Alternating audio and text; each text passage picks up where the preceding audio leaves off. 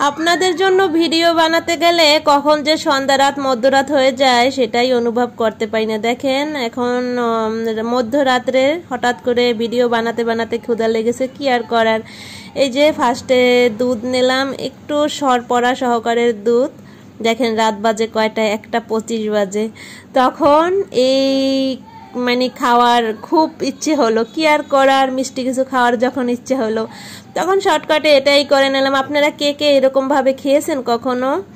এই যে দুধের ভিতরে আম কুচি করে দিয়ে নিলাম, মানে ছোট ছোট টুকরো করে আম দিয়ে নিলাম। আমটা খুবই মিষ্টি ছিল, তারপরও আমি একটু মিষ্টি পাগলা তো, যার জন্য আমাকে একটু চিনি দিতেই হয়েছে। এই যে আমি আমার সাধ্য মতো চিনি দিয়ে নিলাম, আপনারা আপনাদের পরিমাণ মতো চিনি দিয়ে নেবেন। আচ্ছা, কে কে এই খাবারটা খেয়েছেন দেখেন লাস্ট পর্যন্ত, যে কে কে এই খাবারটা খেয়েছেন এবং খাননি সেটাও কমেন্ট করে জানাবেন। আমার নানির হাতের শেষ স্মৃতি ছিল একটা জিনিস, এই যে এখনই আপনাদেরকে দেখাবো। এটা ছিল খই, আমার নানির হাতের শেষ স্মৃতি। এটা ভেজে রেখে আমার নানি ডাক্তার দেখাতে গিয়েছিল খুলনা, যে এসে খাবে, তারপর আর আমার নানি এটা আর খেয়ে যেতে পারলো না।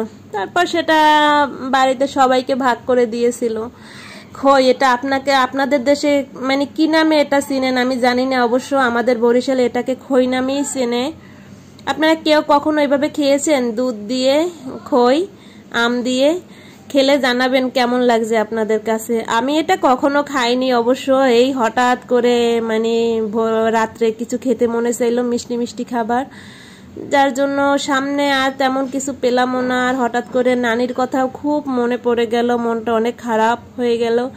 তাই চিন্তা করলাম একটু নানির মানে এই শেষ স্মৃতিটা এটাই একটু খাই। তারপর আমার মনে হলো যে একটু লবণের প্রয়োজন, তার জন্য একটু সামান্য লবণ দিয়ে নিলাম। আপনারা জানাবেন কে কে এই খাবারটা খেয়েছেন আর কে কে খাননি সেটাও জানাবেন। আপনাদের দেশে এই খইটাকে কি নামে চেনে সেটাও জানাবেন। ভালো থাকবেন, আল্লাহ হাফেজ, আসসালামু আলাইকুম।